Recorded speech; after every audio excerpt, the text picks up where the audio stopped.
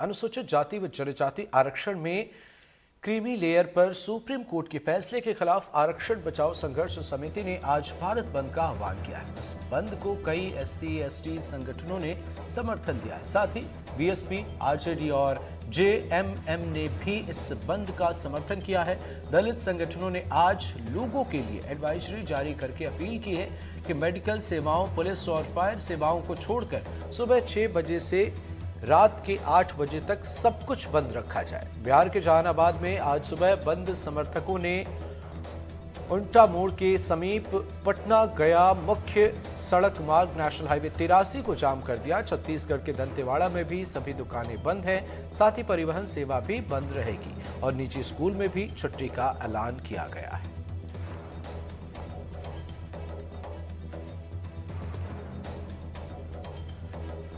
तो भारत बंद आज क्यों है, वो भी हम आपको एक तरफ ग्राफिक्स के जरिए बताने की कोशिश कर रहे हैं। सुप्रीम कोर्ट ने SC/ST आरक्षण पर बड़ा फैसला दिया था और आरक्षण के लिए कोटा के अंदर कोटा बनाने का अधिकार, सुप्रीम कोर्ट के फैसले से राज्य सरकारों को अधिकार मिला। SC/ST आरक्षण में क्रीमी लेयर बनाने की अनुमति दी गई। जिन्हें वास्तव में जरूरत, उन्हें आरक्षण में प्राथमिकता मिले, सुप्रीम कोर्ट ने कहा। इधर सभी जिलों के SP और कलेक्टर को निर्देश जारी किया गया है। पुलिस कमिश्नर को भी निर्देश जारी किए गए हैं। कानून व्यवस्था सुनिश्चित करने के लिए निर्देश दिए गए हैं। मध्य प्रदेश के गृह विभाग ने यह निर्देश जारी किया है। अहम खबर आपको बता रहे हैं, कानून व्यवस्था को लेकर मध्य प्रदेश के गृह विभाग ने निर्देश जारी किया है। DM और SP को भारत बंद को लेकर मध्य प्रदेश पुलिस अलर्ट है, सावधानी बरती जा रही है ताकि कोई मुश्किल ना आए। उधर इस मामले पर संगठनों ने भी अपील की है कि जो स्वास्थ्य सेवाओं की बात हो या फायर सेफ्टी की बात हो, वहां पर कोई मुश्किल ना आए, इसका ख्याल रखा जाए। विरोध अपनी जगह पर, कोई ऐसी तस्वीर सामने ना आए जिससे मुश्किलें सामने आए। तो ऐसे में, और दूसरी तरफ प्रशासन की बात करें तो प्रशासन भी सतर्क है।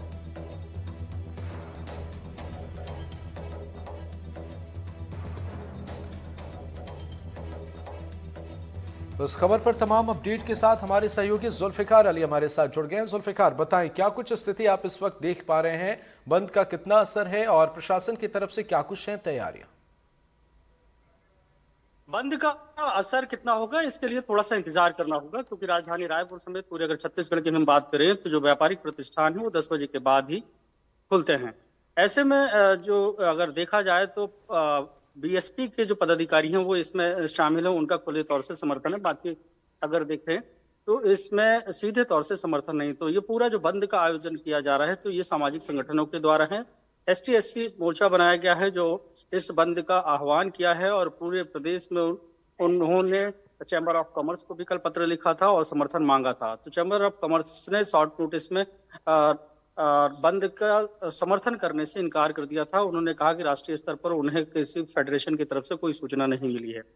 अब समय 9 बज गए हैं और ऐसे में ये उम्मीद जताई जा रही है कि 10 बजे के बाद से ये समझ में आएगा कि किस तरीके का बंद का असर है। हालांकि जिला प्रशासन, पुलिस प्रशासन की तरफ से अपनी तैयारियां की गई हैं, क्योंकि ST/SC का जो सुप्रीम कोर्ट का फैसला आया कि कोटे के अंदर कोटे वाला जो विषय है उसको लेकर ये पूरे संगठन विरोध कर रहे हैं।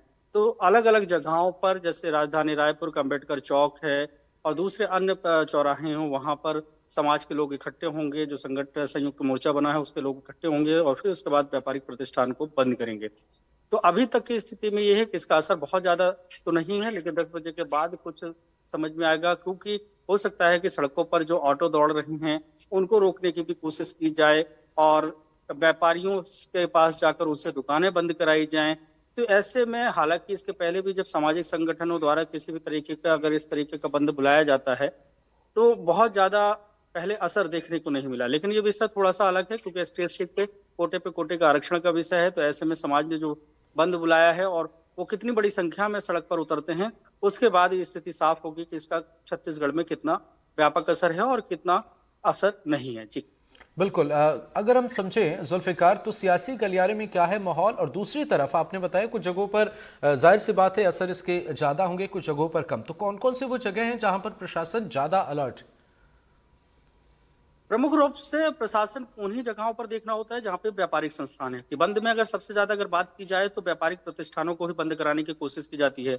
शॉपिंग मॉल हैं और उसके अलावा जो कॉम्प्लेक्सेस हैं वहां पे कई सारी दुकानें होती हैं, बाजार होते हैं, कपड़ा मार्केट होती है। इन जगहों पर क्योंकि व्यापारिक प्रतिष्ठान होते हैं तो बंद, अगर यहाँ पर ताला लटक गया तो यह माना जाता है कि बंद का असर हुआ है। क्योंकि हर दिन की जो जरूरतें हैं कहीं ना कहीं से व्यापारिक प्रतिष्ठानों से लोगों की जुड़ी होती हैं और लोग बाजार जाते हैं। और अगर बंद है तो वहां पे लोगों का जाना कम हो जाता है, तो उससे अपने आप सन्नाटा वहां पे पसर जाता है। तो बंद में ज्यादातर ये होता है, क्योंकि अगर देखा जाए तो शासकीय जो कार्यालय हैं वो तो पूरी तरीके से खुले रहते हैं। अब यहाँ पे अस्पताल और पेट्रोल पंप और इमरजेंसी सेवाओं को वैसे भी बंद में से बाहर रख दिया जाता है। तो दूसरा जो सबसे बड़ा विषय बचता है वो यही होता है कि जो व्यापारिक प्रतिष्ठान है, निजी संस्थान है, उन संस्थानों को अपने समर्थन में लिया जाए और उन पर कितना असर पड़ता है वो देखने वाली बात होती है। तो पुलिस प्रशासन ने अपनी तैयारी की है। चौक चौराहों पर पुलिस बल तैनात करने के निर्देश दिए गए हैं। इसके साथ ही जो व्यापारिक प्रतिष्ठान है उसके आसपास भी पुलिस बल तैनात रहे, ताकि किसी भी तरीके की अप्रिय घटना ना हो। क्योंकि ये भी हो सकता है कि ST SC संयुक्त मोर्चा का आह्वान है, यहाँ पर अगर बड़ी संख्या में युवा पहुंच जाते हैं, दुकानों को बंद कराने की बात कहेंगे, चैम्बर ऑफ कॉमर्स ने समर्थन दिया नहीं है। ऐसे में अगर बंद नहीं होता है, दुकानें बंद नहीं होती तो वहां पे झड़प होने की भी जी। संभावना बनी रहती है। सड़कों पर अगर देखें तो ऑटो का संचालन होता है, दूसरे वाहन को अगर रोका जाता है तो इस तरीके की कोई दिक्कतें ना हो, जबरदस्ती किसी भी को परेशान ना किया जाए, इसको लेकर सुरक्षा बल तैनात किए जाते हैं। तो पुलिस को निर्देश दिए गए हैं कि वो एहतियात बरतें और जहां जहां पर उनकी ड्यूटी लगाई गई है वो वहां पे तैनात रहें। जी। बिल्कुल। और पब्लिक के बीच रिएक्शन कैसा है, लोग कितना एक्सेप्ट कर रहे हैं या क्या चीज़ें हैं, इस पर भी आएंगे आपके पास। हमारे सहयोगी आकाश भोपाल से जुड़ गए हमारे साथ। आकाश, आप बताएं, क्या कुछ राजधानी में माहौल है बंद को लेकर, सियासी गलियारे में इस मामले को लेकर? देखिए, राजधानी में अगर फिलहाल की बात करें तो फिलहाल बंद जैसा कुछ नहीं दिखाई दे रहा है। हालांकि जो स्थिति छत्तीसगढ़ में है कमोबेश वही हालात है, क्योंकि अभी थोड़ा इंतजार करना होगा बाजारों के खुलने का और तभी बंद का खासतौर पर असर दिखाई देगा। हालांकि अभी तक भोपाल में बंद के आह्वान की बहुत बड़े स्तर पर सूचना भी नहीं है। देखिए, मध्य प्रदेश में बहुजन समाजवादी पार्टी और जयस, दो संगठनों ने बंद के आह्वान का समर्थन किया है और बहुजन समाजवादी पार्टी ग्वालियर चंबल अंचल और विंध्य अंचल के कुछ हिस्सों में अपना आधिपत्य रखती है, तो इन इलाकों में असर देखने को मिल सकता है। और कुछ जो आदिवासी बहुल क्षेत्र है, इन क्षेत्रों में जयस की अच्छी पकड़ है। तो इन दोनों जगहों पर दोनों संगठन अगर बंद को समर्थन करते हुए बंद कराने की कोशिश करते हैं, दुकानों को बंद कराया जाता है, तो यहाँ असर ज्यादा देखने को मिल सकता है। हालांकि अभी तक भोपाल जैसे शहरों में सभी स्थितियां लगभग सामान्य हैं। दोनों दलों ने, खासतौर पर बसपा ने और इसके साथ ही जयस ने, अपने कार्यकर्ताओं को ये भी चेताया है कि किसी भी तरीके से जो अप्रिय स्थिति है वो ना बने, मारपीट और बलवे जैसी क्रियाओं में उनके कार्यकर्ता लिप्त ना हों।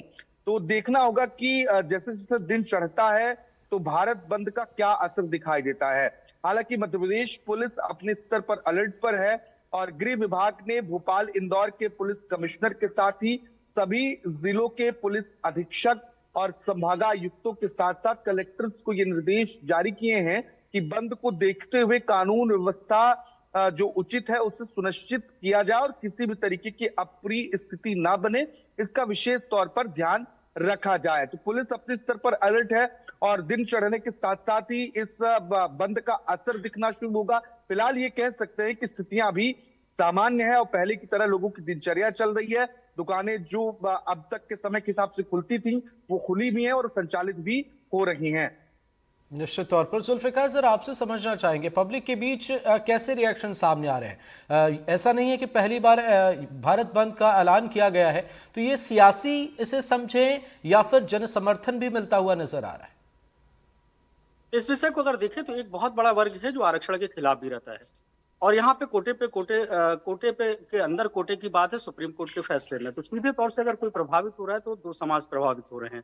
उनमें से SC वर्ग है और ST वर्ग है, और बाकी जो दूसरा वर्ग है उसे उससे कोई लेना देना नहीं है कि आरक्षण किस तरीके का है। क्योंकि अगर देखें तो सामान्य वर्ग के लोग हैं, जनरल कैटेगरी में आते हैं, तो वो तो आरक्षण के किसी भी तरीके से समर्थन में रहते नहीं हैं। और एक बहुत बड़ा वर्ग होता है वो ये चाहता है कि अब देश को 75 साल से ज्यादा हो गए हैं आजाद होने में, ऐसे में आरक्षण की आवश्यकता नहीं है, काबिलियत के अनुसार लोगों को उनका प्रतिनिधित्व मिलना चाहिए।